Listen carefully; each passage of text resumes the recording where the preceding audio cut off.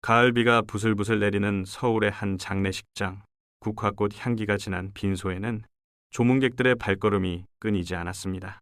한재현, 48배 나이에 갑작스러운 심장마비로 세상을 떠난 중견 건설업체 대표의 마지막 가는 길이었어요. 상주석에 앉은 이서연의 얼굴에는 지난 25년간의 아내로서의 삶이 고스란히 드러나 있었습니다. 51살, 아직 미모를 간직하고 있지만 깊게 패인 눈가 주름에는 세월의 무게가 고스란히 담겨 있었어요. 특히 15년 전 독자 아들 김도윤을 해외 연수 중 잃은 후로는 웃음을 잃어버린 지 오래였습니다.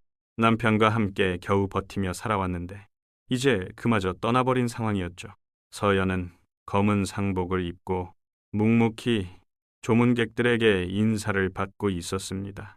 그녀의 마음속에는 지금까지 겪어온 상실들이 파도처럼 밀려왔어요. 먼저 아들을, 그리고 이제 남편까지. 인생이 이렇게 잔인할 수 있다는 것을 뼈저리게 느끼고 있었습니다.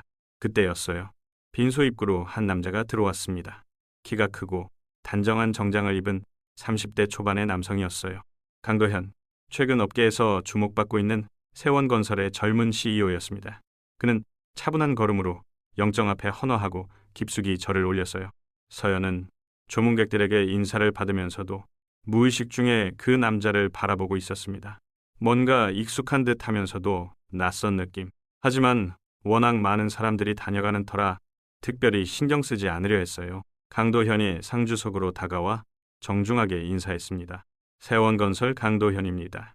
고인께서 생전에 많은 도움을 주셨습니다. 삼가조의를 표합니다. 차분하고 낮은 음성이었어요. 서연은 고개를 들어 그를 바라보았습니다. 그 순간 그녀의 시선이 강도현의 왼쪽 귀 뒤에 머물렀어요. 머리카락 사이로 희미하게 보이는 작은 점이 있었습니다. 삼각형 모양의 점. 서연의 심장이 순간 멎는 듯 했습니다. 그 삼각점은 그녀가 평생 잊을 수 없는 표식이었어요. 15년 전 해외로 떠난 아들 김도윤. 그 아이의 왼쪽 귀 뒤에도 똑같은 삼각점이 있었습니다. 태어날 때부터 있던 선천적인 점이었죠. 조용합니다. 고맙습니다. 서연은 떨리는 목소리로 간신히 대답했습니다. 강도현은 정중하게 고개를 숙이고 물러났어요. 하지만 서연의 시선은 계속 그를 따라갔습니다. 키, 체격, 얼굴형까지 모든 것이 자신이 기억하는 아들의 모습과 겹쳐 보였어요. 하지만 그럴 리가 없다는 생각이 들었습니다. 도윤이는 15년 전 런던에서 실종되었고 영국 경찰과 한국 외교부가 수개월간 수색했지만 결국 찾지 못했어요. 공식적으로는 사망 추정 판결을 받은 상태였습니다.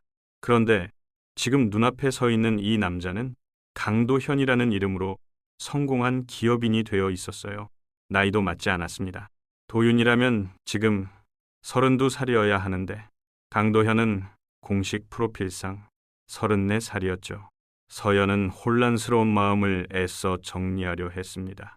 상실의 아픔이 너무 커서 비슷한 사람을 보면 착각하는 것일 거라고 자신을 달랬어요. 하지만 그 삼각점만큼은 설명할 수 없었습니다. 그토록 특별하고 독특한 모양의 점을 우연히 같은 위치에 가진 사람이 있을 확률은 거의 없었거든요. 강도현은 다른 조문객들과 함께 서 있으면서도 시선을 의식적으로 서연에게서 돌리고 있었습니다. 그의 표정에는 미묘한 긴장감이 감돌았어요. 마치 무언가를 숨기고 있는 듯한 모습이었습니다. 장례식이 진행되는 동안 서연은 계속해서 강도현을 의식하고 있었어요. 그가 영정 사진을 바라보는 표정, 다른 사람들과 대화하는 모습, 심지어 걷는 자세까지 모든 것이 15년 전 기억 속 아들의 모습과 오버랩되었습니다. 특히 그가 무의식 중에 왼손으로 턱을 괴는 습관을 보였을 때 서연은 더욱 확신에 가까운 느낌을 받았어요. 도윤이도 어릴 적부터 생각할 때면 그런 자세를 취하곤 했거든요. 하지만 강도현의 태도는 철저히 타인이었습니다. 그는 서연을 바라볼 때도 단순히 고인의 유족을 대하는 예의 바른 조문객의 시선일 뿐이었어요. 거기에는 어떤 개인적인 감정이나 특별한 인식의 흔적도 찾을 수 없었습니다. 발인 시간이 다가왔고 조문객들이 하나둘 자리를 뜨기 시작했어요. 강도현도 마지막 인사를 위해 서연에게 다가왔습니다. 다시 한번 조의를 표합니다. 힘내시기 바랍니다. 그의 말에는 진심 어린 위로가 담겨 있었지만 여전히 타인에 대한 예의일 뿐이었어요. 서연은 용기를 내어 물어보고 싶었습니다. 혹시 김도윤이라는 이름을 아는지, 15년 전 런던에서 무슨 일이 있었는지. 하지만 차마 입을 열 수 없었어요. 만약 정말 자신의 아들이라면 왜 이런 식으로 모른 척하고 있는 것일까? 혹시 기억을 잃었을까? 아니면 의도적으로 과거를 지우고 싶어 하는 것일까? 수많은 의문이 그녀의 머릿속을 맴돌았습니다. 강도연이 돌아서서 장례식장을 떠나는 모습을 바라보며 서연은 마음속으로 다짐했어요. 이것이 단순한 착각인지 아닌지 반드시 확인해 보겠다고. 남편을 잃은 슬픔도 잠시 뒤로 밀려났습니다. 15년간 포기했던 희망이 다시 그녀의 가슴 속에서 꿈틀거리기 시작했어요. 장례식장 밖으로 나선 강도현은 자신의 차 앞에서 잠시 뒤를 돌아보았습니다. 장례식장 안에서 자신을 바라보고 있을 서연의 시선을 의식하는 듯 했어요. 그의 표정에는 복잡한 감정이 교차했습니다. 무언가 결심을 하려는 듯 하다가도 다시 고개를 저으며 차에 올랐어요. 차가 출발하자 강도현은 백미러로 점점 멀어지는 장례식장을 바라보았습니다. 그의 눈가에는 억눌린 감정의 흔적이 스쳐 지나갔어요. 하지만 그는 금세 표정을 정리하고 앞만 바라보며 운전대를 잡았습니다. 한편 서연은 남편의 발인을 모두 마친 후에도 계속해서 그 젊은 CEO의 모습을 떠올리고 있었어요. 집으로 돌아온 후 그녀는 15년 전 도윤이의 사진들을 꺼내보았습니다. 17살 때의 모습과 지금의 강도현을 비교해보며 더욱 확신이 서기 시작했어요. 뼈대, 눈매, 심지어 미묘한 표정까지. 시간이 흘러 성인이 된 모습을 고려하면 충분히 같은 사람일 가능성이 있었습니다. 특히 그 삼각점은 결정적인 단서였어요. 서연은 밤새도록 잠들지 못했습니다. 남편을 잃은 슬픔과 아들을 찾았을지도 모른다는 희망이 복잡하게 얽혀 있었어요. 만약 정말 도윤이라면 왜 이런 식으로 숨어 지내고 있는 것일까? 자신을 원망하고 있는 것일까? 아니면 다른 이유가 있는 것일까? 새벽이 되어서야 서연은 결심을 굳혔습니다. 진실이 무엇인지 반드시 확인해 보겠다고. 설령 그것이 또 다른 절망으로 이어진다 해도 이대로 모른 척 지나갈 수는 없었어요. 이것은 15년간 그녀를 괴롭혀온 미완의 슬픔을 끝낼 수 있는 마지막 기회일지도 모르니까요. 남편의 장례를 치른 지 사흘째 되는 날, 서연은 검은색 정장을 차려입고 강남구 테헤란로의 한 고층 빌딩 앞에 서 있었습니다. 세원건설이 입주한 25층짜리 빌딩이었어요. 유리창에 비친 자신의 모습을 보니 여전히 창백하고 지쳐 보였지만 그녀의 눈에는 15년 만에 다시 타오르는 의지의 불꽃이 있었습니다. 지난 사흘간 서연은 강도연에 대해 할 수 있는 모든 조사를 해봤어요. 인터넷 검색, 신문기사, 업계 소식까지. 그는 10년 전 갑자기 건설업계에 나타나 놀라운 성과를 거두며 세원건설을 일군 인물이었습니다. 하지만 그 이전의 행적은 묘하게 베일에 쌓여 있었어요. 공식 프로필에는 해외에서 건축을 공부했다고 나와 있지만 구체적인 학교나 경력은 공개되지 않았습니다. 마치 누군가 의도적으로 과거를 지운 것 같은 느낌이었어요.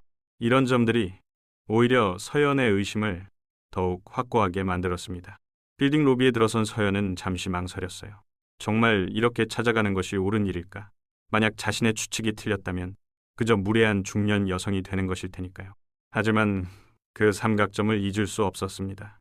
그것은 분명 운명이 준 신호였어요. 엘리베이터가 18층에 도착했고 세원건설 접수 데스크가 보였습니다. 깔끔하고 모던한 인테리어가 젊은 CEO의 취향을 반영하는 듯 했어요. 안녕하세요. 강도연 대표님을 뵐 수 있을까요? 서연이 접수 직원에게 말했습니다. 젊은 여직원은 정중하게 대답했어요. 약속이 있으시나요? 대표님은 오늘 스케줄이 빡빡하신데요. 아니요. 하지만 꼭 필요한 일이 있어서요. 한재현 회장 부인 이서연이라고 전해주세요. 직원은 내선 전화를 걸었고 잠시 후 대답이 왔어요. 지금 들어가시면 됩니다. 안쪽 회의실로 안내해 드릴게요. 서연의 심장이 빠르게 뛰기 시작했습니다. 드디어 그와 단둘이 마주할 수 있게 된 것이었어요. 회의실로 향하는 복도를 걷는 동안 그녀는 무슨 말부터 꺼내야 할지 머릿속으로 정리했습니다. 회의실 문이 열리고 강도연이 일어나 인사했습니다. 정장을 말끔히 차려입은 그의 모습은 장례식에서 본 것보다 더욱 당당하고 자신감 넘쳤어요. 하지만 서연의 눈에는 여전히 15년 전 그 소년의 모습이 겹쳐 보였습니다. 안녕하세요. 갑자기 찾아뵙게 되어 죄송합니다. 천만에요. 앉으시죠. 차라도 드릴까요? 강도현은 예의 바르게 대했지만 그의 표정에는 미묘한 경계심이 느껴졌어요. 마치 무엇인가를 예상하고 있는 듯한 분위기였습니다. 서연은 가방에서 오래된 사진 한 장을 꺼냈어요. 15년 전 도윤이의 고등학교 졸업 사진이었습니다. 혹시 이 사람을 아시나요? 강도현은 사진을 받아 잠시 들여다보았습니다. 그의 눈에 순간 흔들림이 지나갔지만 금세 차분한 표정으로 돌아왔어요. 죄송하지만 모르겠습니다. 이분이 누구신지요? 제 아들입니다. 김도윤이라고 해요. 15년 전에 실종되었어요. 강도현은 사진을 테이블에 내려놓으며 고개를 저었습니다. 안타까운 일이시군요. 하지만 저는 이분을 모릅니다. 왜 저에게 이런 질문을 하시는지요? 서연은 깊은 숨을 들이쉬고 용기를 냈어요. 장례식에서 대표님을 봤을 때 제 아들과 너무 닮았다는 생각이 들었어요. 특히 귀 뒤의 점까지. 강도현의 손이 무의식적으로 왼쪽 귀 뒤로 향했다가 멈췄습니다. 그 작은 동작을 놓치지 않은 서연이 계속 말했어요. 우연의 일치라고 하기에는 너무 많은 것들이 일치해요. 나이, 키, 체격, 심지어 습관까지. 강도현은 잠시 침묵했다가 단호하게 대답했습니다. 부인께서 큰 상실을 겪으셔서 그런 것 같습니다. 저는 강도현이고 다른 사람이 아닙니다. 죄송하지만 착각이신 것 같아요. 그의 목소리에는 단호함이 있었지만 동시에 미묘한 동요도 느껴졌어요. 서연은 포기할 수 없었습니다. 그럼 증명해 주실 수 있나요? DNA 검사라도 해보면? 강도현이 자리에서 일어났습니다. 그의 표정이 처음으로 차갑게 변했어요. 무례하신 것 같습니다.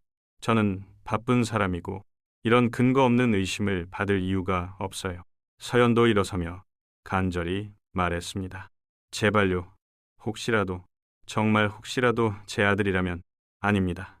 확실히 말씀드리는데 저는 김도윤이라는 사람이 아닙니다. 다시는 이런 일로 찾아오지 마세요. 강도연의 거절은 냉정했습니다. 하지만 서연은 그가 사진을 바라볼 때에 그 미묘한 표정 변화를 놓치지 않았어요. 분명 무언가 아는 것이 있었습니다. 회의실을 나서는 서연을 배웅하면서 강도현은 말했습니다. 상실의 아픔을 이해하지만 이런 식으로는 치유될 수 없어요. 전문가의 도움을 받아보시는 것이 어떨까요? 그의 말에는 진심 어린 조언이 담겨 있었지만 서연에게는 더욱 확신을 주는 말이었어요. 만약 정말 모르는 사람이라면 이런 식으로 조언할 이유가 없었거든요. 엘리베이터를 타고 내려오는 동안 서연의 마음은 복잡했습니다. 강도현의 거절은 예상했던 것이지만 실제로 당하니 상처가 되었어요. 하지만 동시에 그의 반응에서 더 많은 단서를 얻었습니다. 빌딩을 나와 근처 카페에 앉은 서연은 지난 1시간을 되돌아보았어요. 강도현의 미묘한 표정 변화, 무의식적인 손동작, 그리고 마지막의 조언까지 모든 것이 그가 무언가를 숨기고 있다는 것을 보여주었습니다. 하지만 왜 숨기는 것일까요? 만약 정말 도윤이라면 왜 어머니를 거부하는 것일까? 기억을 잃었을까? 아니면 의도적으로 과거를 지우고 싶어 하는 것일까? 서연은 수많은 가능성을 생각해 봤어요. 그때 카페 창밖으로 세원건설 빌딩이 보였습니다. 그 높은 건물 어딘가에서 강도현도 지금 무언가를 생각하고 있을 것이었어요. 혹시 자신과 같은 복잡한 심정일까요? 핸드폰을 꺼낸 서연은 주소록을 뒤적였습니다. 사설 탐정사 명함이 눈에 들어왔어요. 몇 년 전 남편의 권유로 명함을 받아둔 것이었습니다. 당시에는 필요 없다고 생각했지만 지금은 유일한 해결책처럼 보였어요. 전화를 걸기 전 서연은 잠시 망설였습니다. 이렇게 하는 것이 정말 옳은 일일까? 강도현이 진짜 자신의 아들이라면 그에게는 분명 자신만의 이유가 있을 것입니다. 그런 그를 이런 식으로 추적하는 것이 모성애라고 할 수 있을까요? 하지만 15년간의 그리움과 후회가 그녀를 압도했어요. 아들을 해외로 보낸 것에 대한 죄책감, 찾지 못한 것에 대한 자책감, 그리고 이제라도 만날 수 있다는 희망. 이 모든 감정이 얽혀서 그녀로 하여금 전화를 걸게 만들었습니다. 여보세요. 김정우 탐정사무소입니다. 네, 안녕하세요. 의뢰를 하고 싶은 일이 있는데요. 서연의 목소리는 결연했습니다. 이제 돌이킬 수 없는 선택을 한 것이었어요. 탐정과의 약속을 잡은 후 서연은 집으로 돌아갔습니다. 빈집은 남편이 떠난 후 더욱 적막했지만 오늘은 달랐어요. 오랜만에 목적의식이 생겼습니다. 비록 그것이 또 다른 상실로 이어질 수도 있지만 최소한 진실은 알 수 있을 것이었어요. 서연은 도윤이의 방으로 들어갔습니다. 15년간 그대로 보존해둔 방이었어요. 책상 위에는 아직도 그가 쓰던 필기구들이 그대로 있었고 벽에는 어린 시절 사진들이 붙어 있었습니다. 사진 속 도윤이의 모습과 오늘 만난 강도현을 다시 한번 비교해 보았어요. 17년에서 30대로 성장한 모습을 상상해 보니 충분히 같은 사람일 수 있었습니다. 특히 그 특별한 삼각점은 결정적인 증거였어요. 다음 날 서연은 탐정사무소를 방문했습니다. 김정우 탐정은 50대의 침착한 남성이었고 서연의 이야기를 주의 깊게 들었어요. DNA 검사를 위해서는 대상자의 샘플이 필요합니다. 머리카락이나 개인용품 같은 것 말입니다. 어떻게 구할 수 있을까요? 그건 저희가 알아서 하겠습니다. 다만 시간이 좀 걸릴 수 있어요. 상관없습니다. 정확한 결과만 나오면 돼요. 서연은 계약서에 서명하며 마음을 다잡았습니다. 이제 정말 모든 것을 걸고 진실을 추구하기로 한 것이었어요. 결과가 어떻든 받아들일 각오를 해야 했습니다. 집으로 돌아오는 길에 서연은 남편의 무덤을 들렀어요. 새로 만든 묘비 앞에 국화꽃을 놓고 조용히 말했습니다. 여보, 우리 도윤이를 찾았을지도 몰라요. 아직 확실하지는 않지만 느낌이 와요. 당신도 도와주세요. 바람이 불어와 국화꽃이 흩날렸습니다. 마치 남편이 대답하는 것 같았어요. 서연은 묘비에 이마를 대고 눈을 감았습니다. 곧 모든 것이 밝혀질 것이었어요. 탐정에게 의뢰한 지 일주일이 지났습니다. 서연은 매일 전화를 기다리며 불안한 나날을 보내고 있었어요. 그러던 어느 날 오후 예상치 못한 곳에서 소식이 들려왔습니다. 바로 남편이 다니던 병원의 의사로부터였죠. 이서연님이시죠? 저는 서울대병원 소아외과 박민수 교수입니다. 네, 안녕하세요. 무슨 일이신지요? 사실 강도현 씨가 부탁하신 일이 있어서 연락드렸습니다. 혹시 시간 되실 때 병원으로 와주실 수 있을까요? 서연의 가슴이 두근거렸어요. 강도현이 자신에 대해 병원에 뭔가 말했다는 것은 분명 중요한 의미가 있을 것이었습니다. 지금 당장 가도 될까요? 네, 물론입니다. 소아외과 교수실로 오시면 됩니다. 서연은 서둘러 병원으로 향했습니다. 마음속으로는 수많은 추측이 오갔어요. 강도현이 드디어 자신의 정체를 인정하려는 것일까? 아니면 더 강력하게 거부하려는 것일까? 병원에 도착한 서연은 박민수 교수를 만났습니다. 50대 초반의 온화한 인상을 가진 의사였어요. 앉으시죠. 사실 좀 복잡한 상황이라서요. 박 교수는 차 한 잔을 따라주며 조심스럽게 말을 시작했습니다. 강도현 씨에게 7살 된 아들이 있습니다. 강지우라는 아이인데요. 서연은 놀랐어요. 강도현에게 아들이 있다는 사실은 처음 듣는 것이었습니다. 그 아이가 현재 매우 심각한 상태입니다. 선천성 간질환이 악화되어서 간 이식이 시급한 상황이에요. 서연의 얼굴이 창백해졌어요. 아직 정확히 확인되지 않았지만 만약 강도현이 정말 자신의 아들이라면 지우는 자신의 손자가 되는 것이었습니다. 더 큰 문제는 지우가 RHAB형이라는 겁니다. 이 혈액형은 국내에서 0.03%밖에 안 되는 극희귀 혈액형이에요. 적합한 기증자를 찾기가 거의 불가능합니다. 서연은 박 교수의 말을 듣고 있었지만 머릿속은 복잡했어요. RHAB형이라는 혈액형이 왠지 익숙하게 느껴졌습니다. 그런데 강도현 씨가 부인께 혹시 검사를 해볼 의향이 있는지 물어보라고 하더군요. 왜? 저에게요. 박 교수는 잠시 망설이다가 대답했습니다. 솔직히 말씀드리면 강도현 씨는 구체적인 이유를 말씀하지 않으셨어요. 다만 혹시 모르니까 한번 확인해 보자고 하시더군요. 서연은 순간 이해했어요. 강도현도 자신이 누구인지 의심하고 있다는 것을.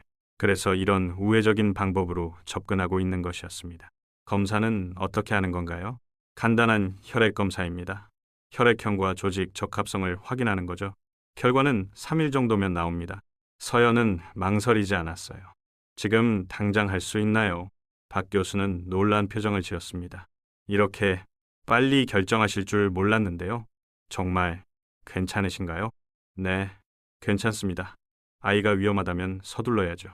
그 순간 서연의 마음속에는 모성 본능이 꿈틀거리고 있었어요. 설령 강도연이 자신의 아들이 아닐지라도 7살 아이가 위험에 처해 있다면 도와야 한다고 생각했습니다. 검사실로 향하는 길에 박 교수가 말했습니다. 참고로 말씀드리면 강도연 씨도 아이 아버지이지만 혈액형이 맞지 않아요. 그래서 더욱 절박한 상황입니다. 검사는 금방 끝났어요. 간단한 혈액 채취였지만 서연에게는 인생을 바꿀 수도 있는 중요한 순간이었습니다.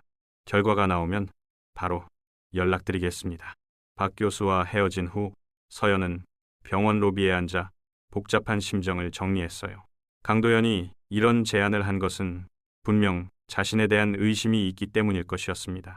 그렇다면 이번 검사로 모든 것이 밝혀질 수도 있었어요. 집으로 돌아온 서연은 불안한 마음으로 하루하루를 보냈습니다. 그러던 중 탐정 김정으로부터 중간 보고가 왔어요. 강도연의 과거 행적을 추적하고 있는데 10년 전부터의 기록만 확인됩니다. 그 이전은 마치 존재하지 않았던 사람 같아요.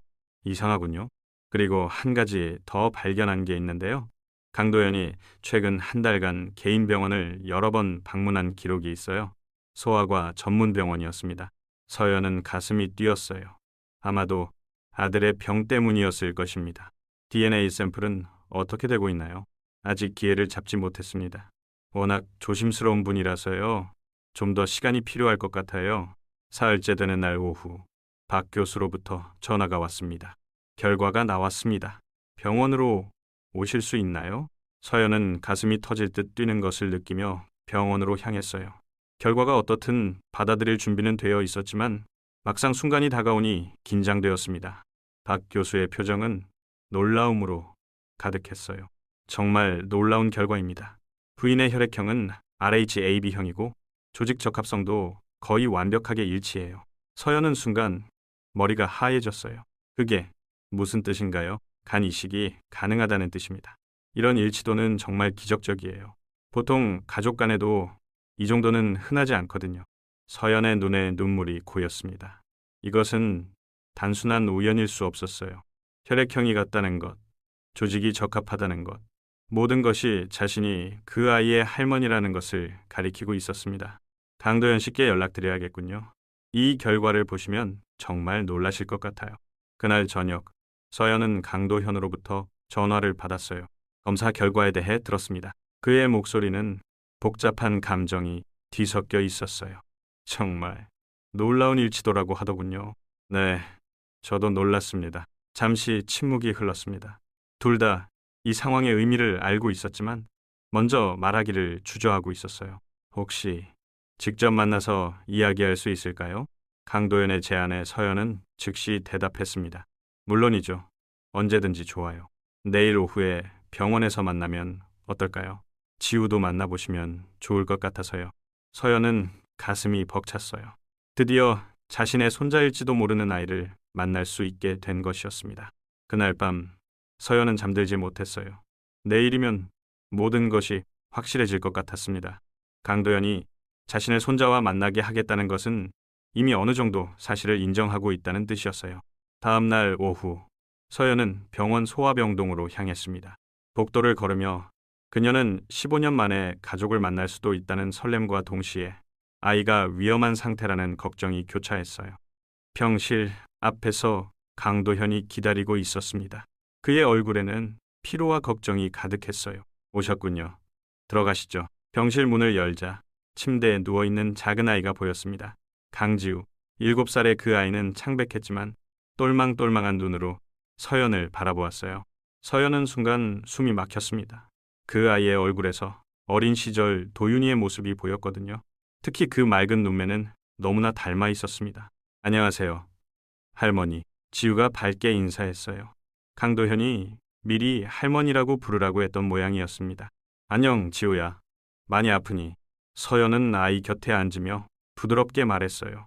지우는 고개를 끄덕였습니다. 조금 아파요. 하지만 할머니가 도와주신다며 괜찮아질 거래요. 그 순간 서연의 눈에서 눈물이 흘러내렸어요. 이 아이가 자신의 손자든 아니든 이미 그녀의 마음속에서는 소중한 존재가 되어 있었습니다. 강도현은 이런 서연의 모습을 조용히 지켜보고 있었어요. 그의 눈에도 복잡한 감정이 교차했습니다. 어쩌면 이 여인이 정말 자신의 그런 생각이 머릿속을 스쳐 지나갔어요. 할머니, 우리 같이 그림 그릴까요? 지우가 크레용을 내밀며 말했습니다. 서연은 미소 지으며 고개를 끄덕였어요. 그렇게 할머니와 손자는 처음 만나는 자리에서 함께 그림을 그리기 시작했습니다. 강도현은 그 모습을 보며 마음속으로 결심했어요. 이제는 확실히 알아야 할 때가 왔다고. 그는 조용히 병실을 나와 복도에서 전화를 걸었습니다. DNA 검사를 의뢰하고 싶습니다. 가능한 한 빨리 결과를 알고 싶어요. 모든 퍼즐의 마지막 조각이 맞춰지려 하고 있었습니다. 강지우를 만난 지 이틀 후 서연은 간 이식을 위한 정밀 검사를 받기 위해 다시 병원을 찾았습니다.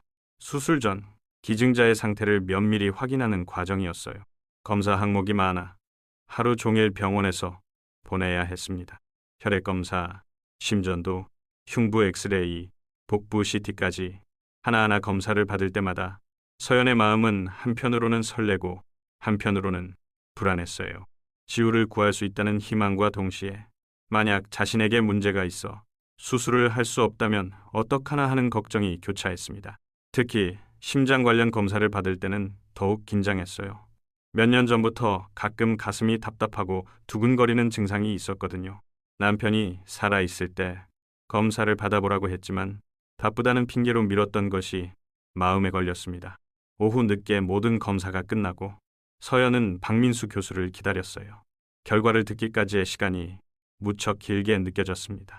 복도 의자에 앉아 지우의 병실 쪽을 바라보니 강도현이 아이 곁에서 책을 읽어주고 있는 모습이 보였어요. 그 모습을 보니 가슴이 먹먹해졌습니다. 15년 전 자신도 어린 도윤이에게 그렇게 책을 읽어줬던 기억이 떠올랐거든요. 만약 강도현이 정말 도윤이라면 이제 그는 아버지가 되어 자신의 아들을 똑같이 돌보고 있는 것이었어요. 이서연님, 들어오세요. 박 교수의 목소리에 서연은 교수실로 들어갔습니다. 박 교수의 표정이 평소보다 심각해 보였어요. 검사 결과가 나왔습니다. 앉으시죠. 서연은 긴장한 마음으로 의자에 앉았습니다. 우선 간 기능은 아주 좋습니다. 이식에 전혀 문제 없어요. 하지만 박 교수가 말을 멈추고 검사 결과지를 들여다보았어요. 문제가 있나요? 심장에 이상이 발견되었습니다. 관상동맥에 협착이 있고 심장 기능도 정상보다 떨어진 상태예요. 서연의 얼굴이 창백해졌습니다. 그럼 수술을 할 수 없는 건가요? 아니요. 불가능하지는 않습니다. 하지만 위험도가 상당히 높아져요. 정상인의 경우간 이식기증 수술의 사망률이 0.2% 정도인데 부인의 경우는 그 2배 이상이 될 가능성이 있습니다. 서연은 잠시 말을 잇지 못했어요. 하지만 곧 담담하게 물었습니다. 그래도 할 수 있다는 말씀이시죠? 기술적으로는 가능합니다. 하지만 가족분들과 충분히 상의하셔야 해요. 특히 강도현 씨는 반대할 가능성이 높을 것 같은데요. 그때 문이 열리며 강도현이 들어왔습니다. 박 교수가 미리 연락한 모양이었어요. 결과는 어떻습니까? 박 교수가 같은 설명을 반복했습니다. 강도현의 표정이 점점 굳어졌어요. 그럼 안 됩니다. 너무 위험해요. 강도현의 거절은 단호했습니다. 서연은 그를 바라보며 말했어요. 하지만 지우는 어떡하죠? 다른 기증자를 찾기까지 얼마나 걸릴지 모르잖아요. 그래도 이런 위험을 감수할 수는 없어요. 다른 방법을 찾아야 합니다. 강도현의 목소리에는 단호함과 동시에 걱정이 묻어 있었어요. 서연은 그 걱정이 단순히 타인에 대한 것이 아니라는 것을 직감했습니다. 만약 제가 정말 당신의 어머니라면 어떡하실 건가요? 서연의 질문에 강도현은 잠시 말을 잇지 못했어요. 박 교수는 분위기를 눈치채고 자리를 피했습니다. 그건 아직 확실하지 않잖아요. DNA 검사 결과를 기다리고 계시죠. 하지만 이미 마음속으로는 알고 계실 거예요. 서연의 말에 강도현은 고개를 돌렸습니다. 정말로 그는 이미 확신하고 있었어요. 모든 증거가 너무나 명확했거든요. 그렇다고 해서 당신을 위험에 빠뜨릴 수는 없어요. 그럼 지우는 어떡하죠? 당신의 아들인데. 강도현은 자리에서 일어나 창가로 갔습니다. 그의 어깨가 떨리고 있었어요. 왜 이제 와서 나타나신 거죠? 갑작스러운 질문에 서연은 놀랐어요. 15년 동안 저를 찾지 못했으면서 이제 와서 할머니 행세를 하려고 하시는 건가요? 강도윤의 목소리에 억눌린 감정이 터져 나왔습니다. 도윤아, 엄마라고 부르지 마세요. 저는 이제 강도현입니다. 그가 처음으로 자신의 정체를 인정하는 순간이었어요. 서연의 눈에서 눈물이 흘러내렸습니다. 미안해. 정말 미안해. 엄마가 너를 지키지 못해서 너무 늦었어요. 저는 이미 다른 사람이 되었고 새로운 인생을 살고 있어요. 강도현의 말에는 15년간 쌓인 상처와 원망이 담겨 있었어요. 그럼 지우는 어떡하죠? 내 아들이잖아. 제가 알아서 할 일입니다. 당신이 위험을 감수할 필요는 없어요. 서연은 그의 어깨를 잡았습니다. 도윤아, 아니, 도연아, 나는 내 엄마야. 손자를 구하는 것은 할머니의 당연한 의무야. 강도현은 서연의 손을 뿌리쳤어요. 그런 말 하지 마세요. 15년 동안 어디 계셨나요? 제가 얼마나 혼자서 힘들었는지 아세요? 그의 목소리가 떨리고 있었어요. 강인한 CEO의 모습, 뒤에 숨어있던 상처받은 아이의 모습이 드러나고 있었습니다. 런던에서 사고를 당했을 때 아무도 저를 찾으러 오지 않았어요. 기억을 잃고 헤맬 때도, 새로운 신분으로 살아야 할 때도 혼자였어요. 서연의 가슴이 찢어질 것 같았어요. 우리가 얼마나 찾았는지 몰라. 경찰도, 외교부도 모두 동원해서. 하지만 찾지 못했잖아요. 결국 저는 죽은 걸로 처리되었고요. 그때 박 교수가 조심스럽게 들어왔습니다. 죄송하지만 지우의 상태가 악화되고 있습니다. 빨리 결정을 내리셔야 할 것 같아요. 강도현과 서연은 동시에 병실로 달려갔습니다. 지우는 열이 나고 있었고 얼굴이 더욱 창백해져 있었어요. 아빠, 할머니, 지우가 힘없는 목소리로 불렀습니다. 서연은 아이의 손을 잡았어요. 지우야, 괜찮아. 할머니가 있어. 강도현은 의사에게 물었습니다. 얼마나 기다릴 수 있나요? 길어야 일주일입니다. 그 이후에는 박 교수는 말을 끝맺지 못했어요. 모두가 그 의미를 알고 있었습니다. 서연이 강도현의 팔을 잡았습니다. 도현아, 제발. 나는 이미 지우를 사랑하고 있어. 혈연이 확실하지 않다고 해도 상관없어. 저 아이를 구하고 싶어. 강도현의 눈에도 눈물이 고였어요. 만약 당신에게 무슨 일이 생기면 어떡하죠? 그럼 우리 가족이 다시 함께 있게 되는 거 아닐까? 서연의 말에 강도현은 울먹였습니다. 15년간 억눌러왔던 감정이 터져 나오고 있었어요. 엄마, 처음으로 정말 오랜만에 그가 엄마라고 불렀습니다. 서연은 그를 끌어안았어요. 미안해, 정말 미안해. 이제라도 찾았으니 다행이야. 둘은 한참 동안 울었습니다. 15년의 시간이 만든 상처와 그리움이 모두 눈물로 흘러나왔어요. 지우가 침대에서 그 모습을 보고 있었습니다. 아빠, 할머니랑 화해한 거야. 강도현은 아들에게 다가가 손을 잡았어요. 아빠가 잘못했어. 할머니는 우리를 정말 사랑하셔. 서연도 지우의 다른 손을 잡았습니다. 지우야, 할머니가 꼭 너를 낫게 해줄게. 그날 밤 강도현과 서연은 지우의 병실에서 밤을 새웠어요. 아이가 잠든 사이 그들은 15년간의 이야기를 나누었습니다. 런던에서 무슨 일이 있었는지, 어떻게 새로운 인생을 시작했는지, 지우의 엄마는 누구인지 모든 것을 털어놓았어요. 다음날 아침 박 교수에게 수술 의사를 전달했습니다. 위험하지만 수술을 하겠습니다. 정말 확실하신가요? 네, 확실합니다. 이제 진짜 가족이 되었으니까요. 서연의 답변에 강도현도 고개를 끄덕였어요. 그는 여전히 걱정스러웠지만 어머니의 결심을 존중하기로 했습니다. 수술 날짜는 일주일 후로 잡혔어요. 그동안 서연은 심장 상태를 개선하기 위한 치료를 받고 강도현은 회사 일을 정리했습니다. 마침내 그들은 진짜 가족이 되었어요. 하지만 앞으로 닥칠 시련은 더욱 클 것이었습니다. 수술 당일 새벽 5시, 강도현은 병원 복도를 걷고 있었습니다.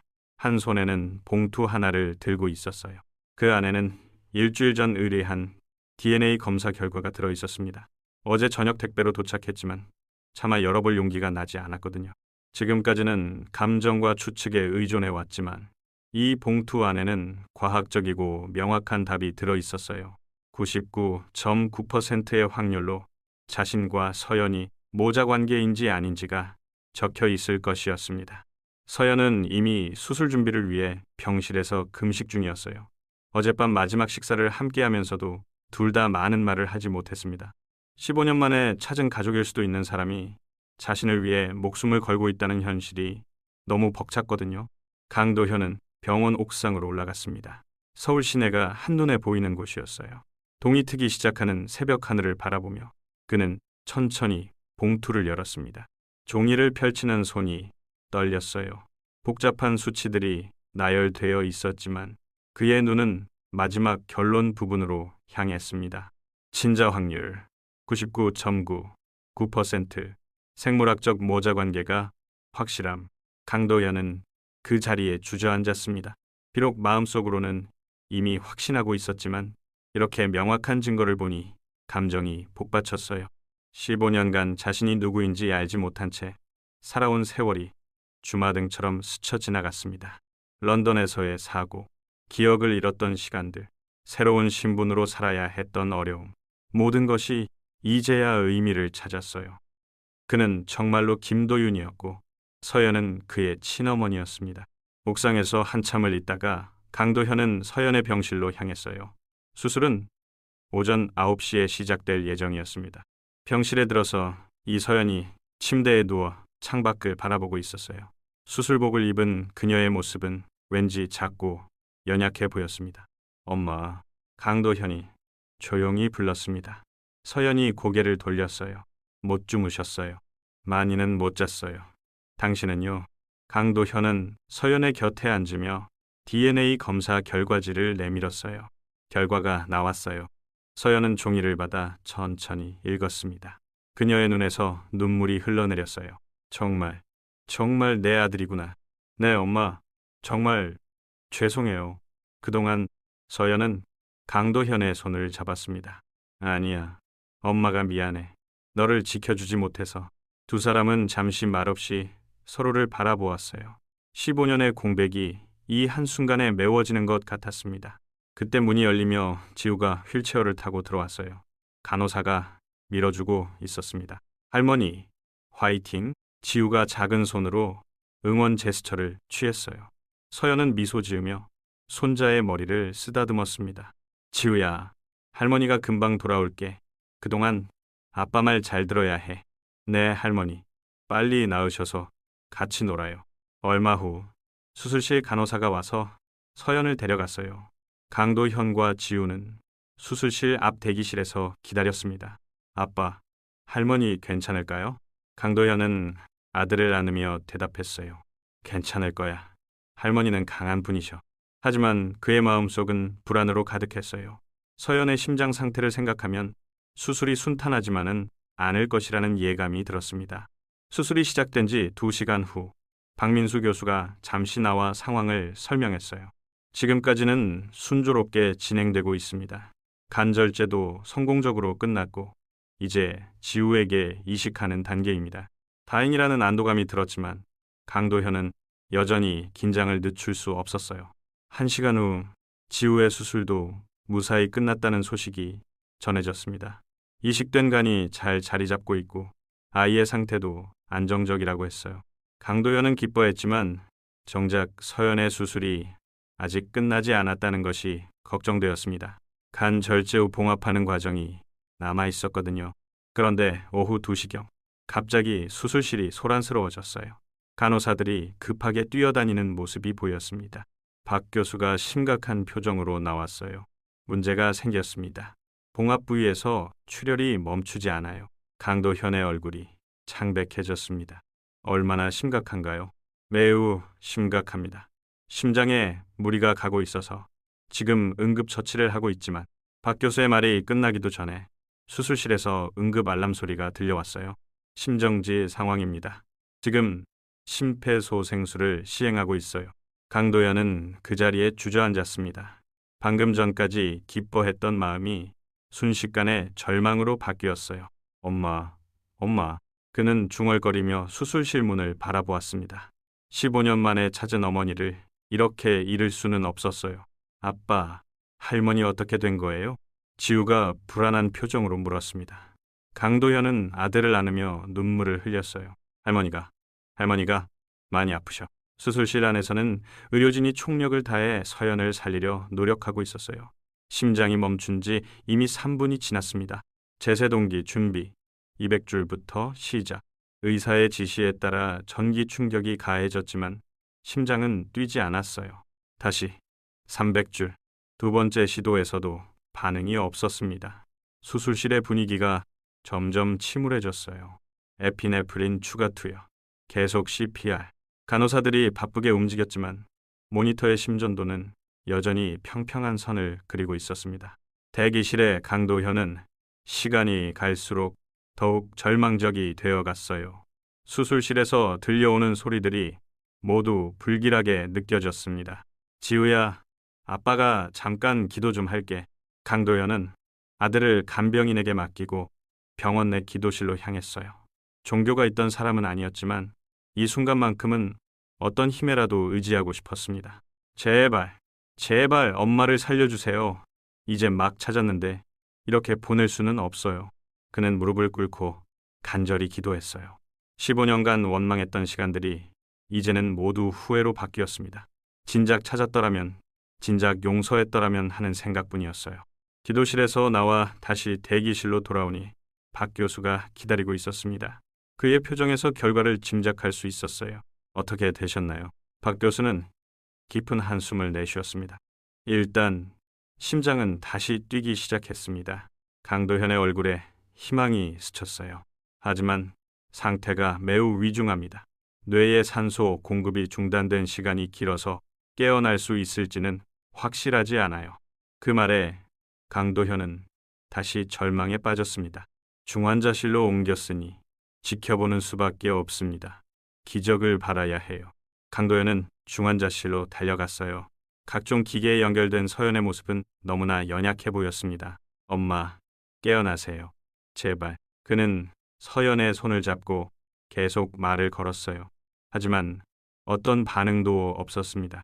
지우는 수술이 성공해서 회복 중이었지만 할머니의 상태 때문에 기뻐할 수도 없었어요. 아빠, 할머니 언제 깨어나세요? 곧 깨어나실 거야. 조금만 기다려. 강도현은 아들에게 희망적으로 말했지만 속으로는 두려움에 떨고 있었어요. DNA 검사로 확인된 진실과 생명을 건 수술의 성공, 그리고 동시에 찾아온 최대의 위기. 운명은 그에게 가장 큰 기쁨과 가장 큰 절망을 동시에 안겨주었습니다. 밤이 깊어가도 서연은 깨어나지 않았어요. 강도현은 그녀의 곁을 떠나지 않았습니다. 15년 만에 찾은 어머니를 다시 잃을 수는 없었거든요. 엄마, 저 여기 있어요. 도윤이가 여기 있어요. 제발 깨어나세요. 그의 간절한 부름이 중환자실에 메아리 쳤습니다. 하지만 서연은 여전히 깊은 잠에 빠져 있었어요. 과연 그녀가 다시 눈을 뜰 수 있을까요? 서연이 심정지 상태에 빠진 지 사흘째 되는 밤, 강도현은 중환자실 곁에서 잠들어 있었습니다. 지난 3일간 거의 잠을 이루지 못했던 그는 의자에 기댄 채 깊은 잠에 빠져 있었어요. 그때 희미한 신음소리가 들려왔습니다. 도윤아. 강도현은 벌떡 일어났어요. 서연이 눈을 뜨고 있었습니다. 아직 초점이 흐릿했지만 분명히 의식을 되찾은 것이었어요. 엄마, 깨어나셨어요. 강도현의 목소리에 떨림이 있었습니다. 그는 즉시 간호사를 불렀어요. 여기가 어디니? 서연의 목소리는 가늘고 약했지만 말을 할 수 있다는 것 자체가 기적이었어요. 병원이에요. 수술하셨잖아요. 지우는 괜찮아요. 성공했어요. 서연의 입가에 희미한 미소가 번졌습니다. 다행이다. 우리 손자. 간호사와 의사가 달려와 서연의 상태를 확인했어요. 의식은 돌아왔지만 아직 뇌 기능이 완전히 회복되지 않은 상태라고 했습니다. 하지만 생명에는 지장이 없을 것 같다는 희망적인 소견이었어요. 강도현은 안도의 한숨을 내쉬었습니다. 그리고 즉시 지우에게 소식을 전했어요. 회복 중이던 지우는 할머니가 깨어났다는 소식에 눈물을 흘렸습니다. 며칠 후 서연은 일반 병실로 옮겨졌어요. 아직 완전히 회복되지는 않았지만 대화할 수 있을 정도는 되었습니다. 강도현은 매일 병원에서 어머니를 돌보며 지난 15년의 공백을 메우려 노력했어요. 그날 오후 강도현은 서연의 개인 물품들을 정리하기 위해 병실 서랍을 열었습니다. 그때 낡은 일기장 하나가 눈에 들어왔어요. 겉표지에는 재현이라는 이름이 적혀 있었습니다. 강도현은 순간 숨이 막혔어요. 그것은 한재현, 즉 자신의 아버지가 쓴 일기였습니다. 왜 서연이 이것을 가지고 있을까 궁금했지만 펼쳐보고는 더욱 놀랐어요. 일기의 마지막 부분은 최근 날짜였습니다. 강도현은 떨리는 손으로 페이지를 넘겼어요. 2024년 10월 15일. 오늘 도연의 회사를 다녀왔다. 멀리서나마 그를 보니 확신이 든다. 저 아이가 분명 우리 도윤이다. 걸음걸이, 손짓, 심지어 회사를 경영하는 방식까지 어릴 때부터 보여준 그 리더십과 똑같다. 강도현의 심장이 빠르게 뛰기 시작했어요. 아버지가 이미 자신을 알아보고 있었다는 것이었습니다. 10월 18일. 서연이에게는 아직 말하지 못했다. 혹시 착각일까봐. 하지만 내 마음은 이미 확신하고 있다. 저 아이가 우리가 15년간 그리워한 도윤이다. 하지만 왜 모른 척하고 있을까? 우리에게 실망했을까? 일기를 읽어 내려가면서 강도현의 눈에 눈물이 고였어요. 아버지도 똑같은 고민을 하고 있었던 것이었습니다. 10월 22일 DNA 검사를 해보기로 했다. 도연의 사무실에 몰래 들어가 머리카락을 구해보려 한다. 서연이가 알면 반대할 테니 혼자서 해야겠다. 만약 정말 도윤이라면 어떻게 다가가야 할까? 강도현은 일기를 읽다가 손을 멈췄어요. 아버지가 DNA 검사를 위해 무리한 일을 계획하고 있었다는 내용이었습니다. 10월 25일 오늘 밤 도연의 사무실에 들어가려 한다. 경비원에게는 중요한 서류를 놓고 왔다고 말할 예정이다. 이 나이에 이런 일을 하다니. 하지만 확실히 알고 싶. 그 다음 페이지를 넘기자 강도현은 충격을 받았어요. 10월 26일 새벽. 실패했다. 사무실에 들어가려다 계단에서 넘어졌다. 가슴이 너무 아프다. 병원에 가야 할 것 같지만 서연이가 걱정할까봐 말하지 못하겠다. 도윤이만큼은 꼭 찾고 싶다. 강도현의 손이 떨렸어요. 아버지의 심장마비가 자신 때문이었다는 것을 깨달았습니다. 마지막 페이지에는 떨리는 글씨로 쓰인 내용이 있었어요. 10월 27일 가슴 통증이 심해진다. 혹시 모르니 이 일기를 서연이 가방에 넣어둔다. 만약 내가 도윤이를 찾지 못한 채 죽는다면 서연이라도 그 아이를 찾았으면 좋겠다. 도연, 아니 도윤아. 아빠가 널 못 알아본 게 아니야. 다만 네가 힘들어할까봐 조심스러웠을 뿐이다. 미안하다. 강도연은 일기장을 손에 든 채 그 자리에 주저앉았어요. 아버지는 모든 것을 알고 있었습니다. 그리고 자신을 확인하려다 심장마비를 일으켜 세상을 떠난 것이었어요. 엄마. 서연이 깨어나는 소리에 강도현은 고개를 들었어요. 그녀가 일어나려 하고 있었습니다. 왜 울고 있니? 강도현은 일기장을 서연에게 보여주었어요.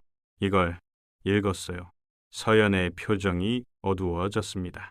언제부터 갖고 계셨어요? 내 아버지가 세상을 떠나기 전날 밤에 내 가방에 넣어두셨어. 아마 혹시 모를 상황에 대비해서. 강도현은 일기의 마지막 부분을 다시 읽었어요. 아버지가 저 때문에 돌아가신 거네요. 그의 목소리에 죄책감이 묻어났습니다. 아니야, 그건 아니야. 서연이 강도현의 손을 잡았어요. 네, 아버지는 심장병이 있으셨어. 다만 너를 찾고 싶은 마음이 너무 급했을 뿐이야. 하지만 제가 진작 나타났다면, 진작 정체를 밝혔다면 이런 일은 없었을 거예요.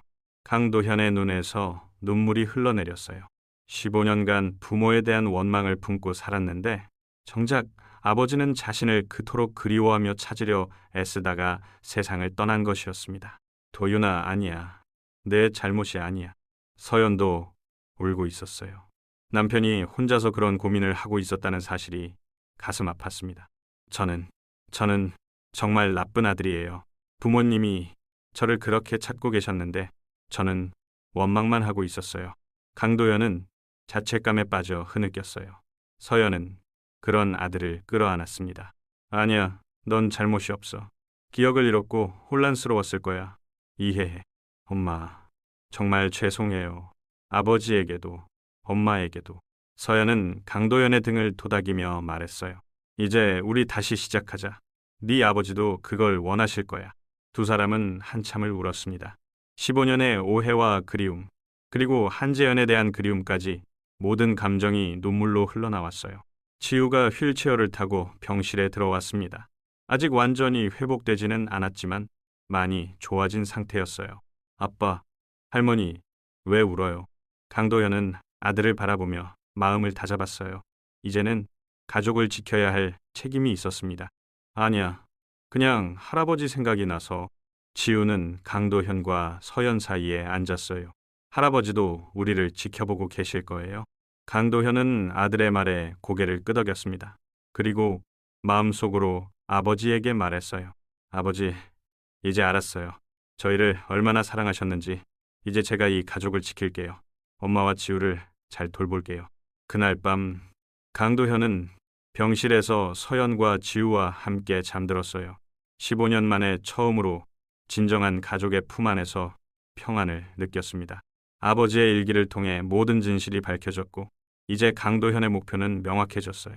더 이상 과거에 얽매이지 않고 남은 가족들을 행복하게 만드는 것이었습니다. 서연도 아들이 완전히 마음을 열었다는 것을 느꼈어요. 이제 진짜 가족이 되었습니다. 비록 한재현은 함께할 수 없지만 그의 사랑이 이들을 하나로 묶어주었어요. 며칠 후 강도현은 회사에 특별 휴가를 냈습니다. 당분간은 가족과 함께 시간을 보내기로 한 것이었어요.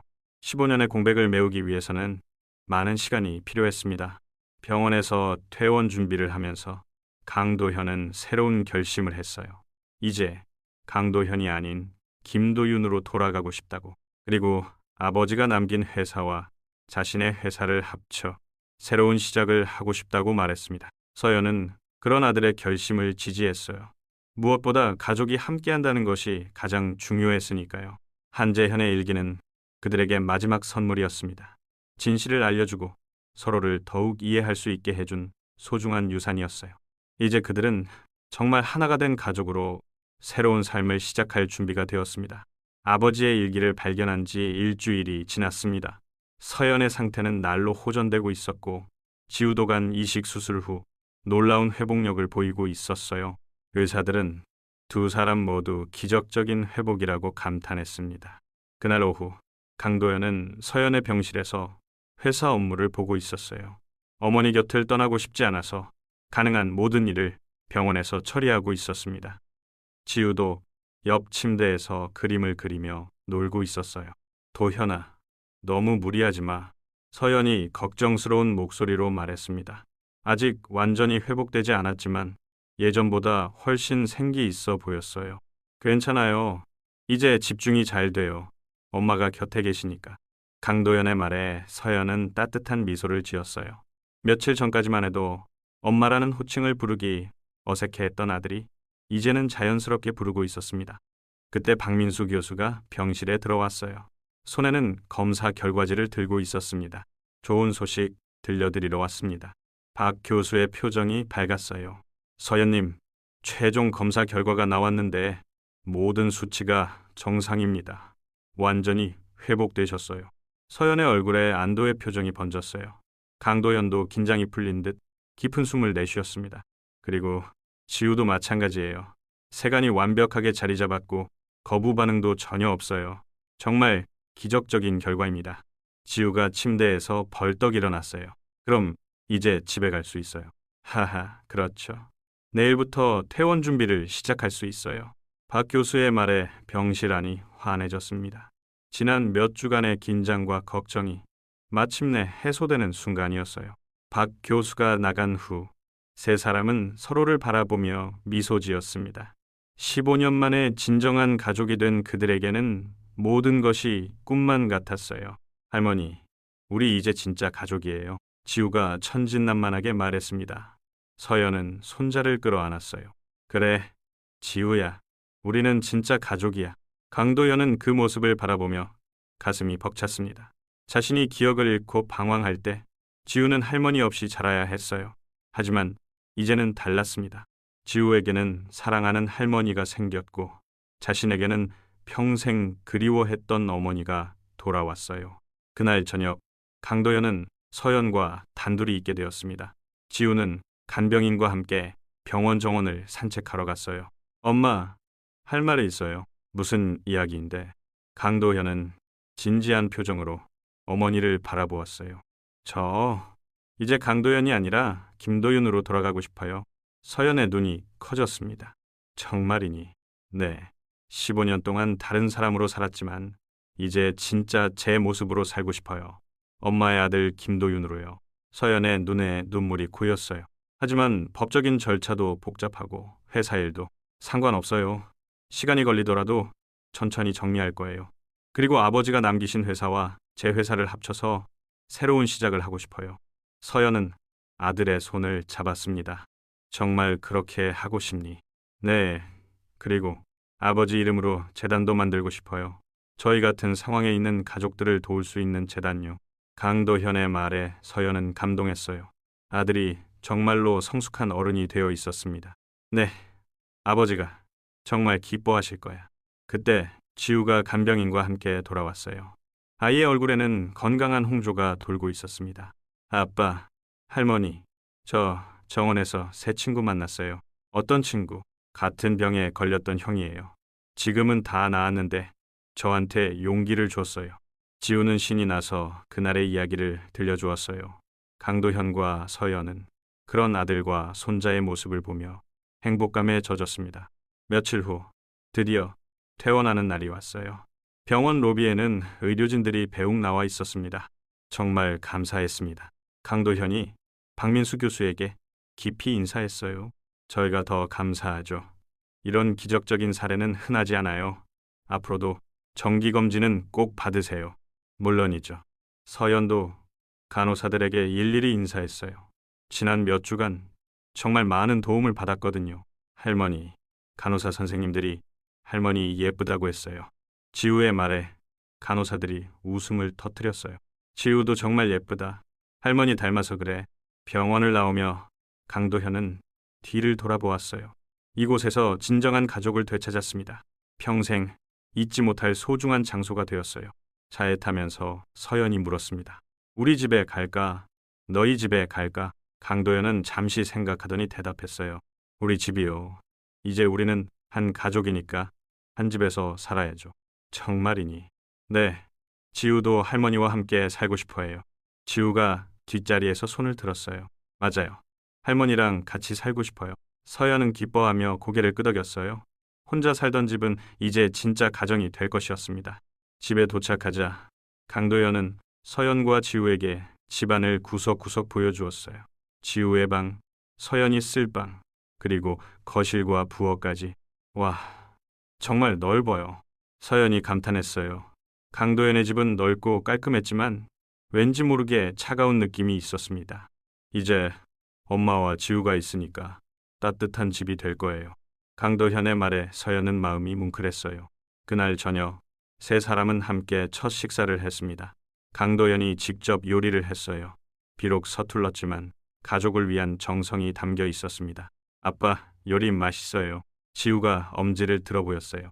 엄마는 어떠세요? 서연은 한 입 먹어보고 미소 지었어요. 맛있어. 우리 도윤이가 요리도 잘하네. 도윤이라는 호칭에 강도현은 가슴이 따뜻해졌어요. 15년 만에 듣는 어머니의 그 부름이었습니다. 식사 후 세 사람은 거실에 모여 앉았어요. 강도현은 아버지의 일기를 다시 꺼내 읽어보았습니다. 아버지께서 마지막에 쓰신 글이에요. 강도현이 일기의 마지막 부분을 읽어주었어요. 도윤아, 아빠가 널 못 알아본 게 아니야. 다만 네가 힘들어할까봐 조심스러웠을 뿐이다. 미안하다. 서연의 눈에서 눈물이 흘러내렸어요. 네, 아버지는 정말 마지막까지 우리를 생각하셨구나. 강도현도 눈물을 흘렸어요. 제가 진작 용기를 냈더라면 아버지와도 화해할 수 있었을 텐데요. 아니야. 모든 일에는 때가 있는 거야. 지금이 우리에게 주어진 때인 거야. 지우가 할머니와 아빠 사이에 앉아 두 사람의 손을 잡았어요. 우리는 이제 행복한 가족이에요. 할아버지도 하늘에서 기뻐하실 거예요. 아이의 순수한 말에 두 어른은 마음을 다잡았어요. 과거에 얽매이지 말고 앞으로의 행복을 만들어가야 했습니다. 그날 밤 강도현은 오랜만에 평안한 잠에 들었어요.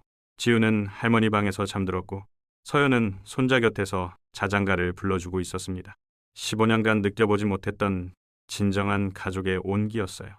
강도현은 창밖을 바라보며 마음속으로 아버지에게 말했습니다. 아버지, 이제 저희 모두 행복해질 거예요. 엄마와 지우를 잘 돌볼게요. 그리고 아버지가 꿈꾸셨던 따뜻한 가정을 만들어 갈게요. 하늘의 별들이 유난히 밝게 빛나고 있었어요. 마치 한재현이 가족의 재회를 축복하는 것 같았습니다. 다음 날부터 그들의 진짜 새로운 삶이 시작될 것이었어요. 김도윤으로 돌아가는 법적 절차, 회사 합병, 재단 설립까지 할 일은 많았지만 이제 혼자가 아니었습니다. 사랑하는 가족과 함께라면 무엇이든 해낼 수 있을 것 같았어요. 서연은 손자의 잠든 얼굴을 바라보며 생각했습니다. 이 모든 일이 기적이라고. 아들을 잃었다가 되찾고 손자의 생명을 구하고 진정한 가족이 되기까지 모든 순간이 소중했어요. 15년의 긴 터널을 지나 마침내 빛을 찾은 것 같았습니다. 이제 그들에게는 희망찬 미래만이 남아 있었어요. 병원에서 퇴원한 지 2달이 지났습니다. 가을이 깊어가는 12월의 어느 오후, 서울 중구법원 앞에는 세 사람의 가족이 서 있었어요. 강도현, 아니, 이제는 다시 김도윤이 된 그가 법원에서 나오는 길이었습니다. 드디어 끝났네요. 도윤이 안도의 한숨을 내쉬며 말했습니다. 지난 2달간 복잡한 법적 절차를 거쳐 마침내 본명을 되찾은 것이었어요. 강도현이라는 이름으로 살았던 10년의 세월을 정리하고 김도윤으로 다시 태어난 순간이었습니다. 축하해, 도윤아. 서연이 아들의 어깨를 다독이며 말했어요. 그녀의 목소리에는 감격이 담겨 있었습니다. 15년 만에 진짜 아들의 이름을 부를 수 있게 된 것이니까요. 아빠, 이제 정말 김도윤이에요. 지우가 신이 나서 아버지의 손을 잡았어요. 아이도 아버지의 성을 함께 쓰게 되어 김지우가 되었습니다. 그래, 우리는 이제 진짜 김씨 가족이야. 도윤은 가족들과 함께 법원 앞 계단에 앉았어요. 서울의 겨울 하늘은 맑고 푸르렀습니다. 엄마, 아버지께 말씀드리고 싶어요. 도윤이 조용히 말했습니다. 서연은 고개를 끄덕였어요. 그들은 한재현의 묘소로 향했습니다. 묘지에 도착하자 도윤은 아버지의 묘비 앞에 무릎을 꿇었어요. 국화꽃을 올리고 깊숙이 절을 올렸습니다. 아버지, 늦었지만 왔습니다. 김도윤으로 돌아왔어요. 그의 목소리는 떨리고 있었어요. 지우도 할아버지 묘비 앞에서 고사리 같은 손을 모았습니다. 할아버지, 저는 지우예요. 아빠가 말씀하신 손자요. 서연은 남편의 묘비를 어루만지며 말했어요. 여보, 우리 도윤이가 돌아왔어요. 그리고 손자도 건강해졌어요. 이제 걱정 마세요. 바람이 불어와 묘지의 나무잎들이 바스락거렸어요. 마치 한재현이 대답하는 것 같았습니다. 아버지, 약속드릴게요. 이제 엄마와 지우를 잘 돌볼게요. 그리고 아버지 이름으로 좋은 일 많이 하겠어요? 도윤의 다짐을 들으며 서연의 마음은 따뜻해졌어요. 이제 진짜 가족이 완성된 것 같았습니다. 묘소에서 나오는 길에 도윤이 말했습니다. 내일 회사 합병 조인식이에요. 그리고 다음 주에는 재연재단 설립 발표가 있고요. 정말 바쁘겠구나. 괜찮아요. 의미 있는 일이니까요. 지난 2달간 도윤은 정말 바쁘게 지냈어요. 세원건설과 아버지의 한진건설을 합병하여 새로운 회사를 만들고 동시에 한재현재단을 설립하는 일을 추진했습니다. 재단의 목적은 가족과 헤어진 사람들의 재회를 돕고 희귀질환 어린이들을 지원하는 것이었어요. 다음 날 오전 신사동의 한 호텔에서 회사 합병 조인식이 열렸습니다. 언론과 업계 관계자들이 많이 참석했어요. 도윤은 정장을 차려입고 단상에 올라섰습니다. 오늘 세원건설과 한진건설이 합병하여 새롭게 출발합니다. 새 회사명은 한세건설입니다. 박수가 터져 나왔어요. 한세건설은 한재현과 세원건설의 뜻을 합친 이름이었습니다. 저 김도윤은 돌아가신 아버지 한재현 회장의 뜻을 이어 더욱 따뜻한 세상을 만드는데 기여하겠습니다. 객석에 앉아있던 서연의 눈에 눈물이 고였어요.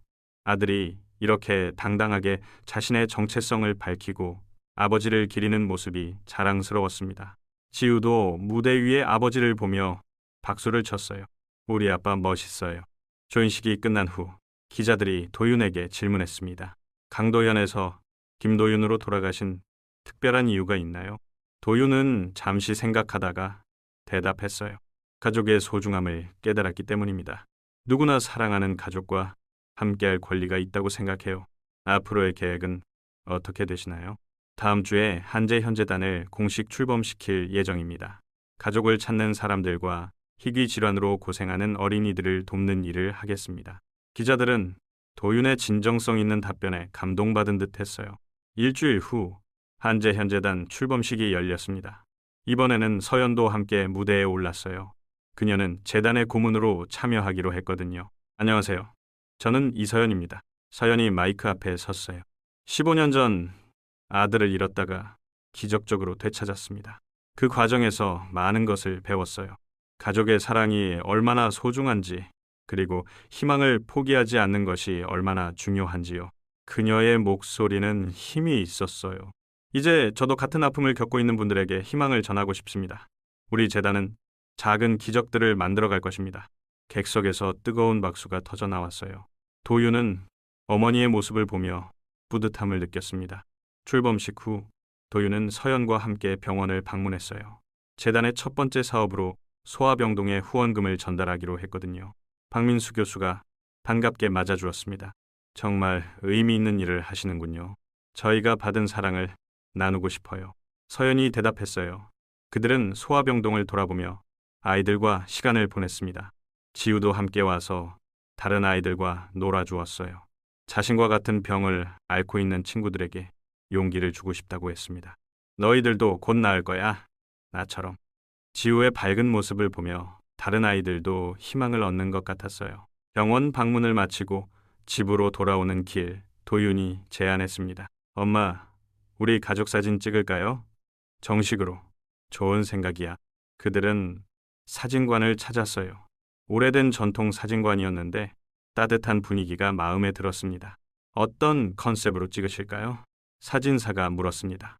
그냥 자연스럽게 찍어주세요. 우리는 평범한 가족이니까요.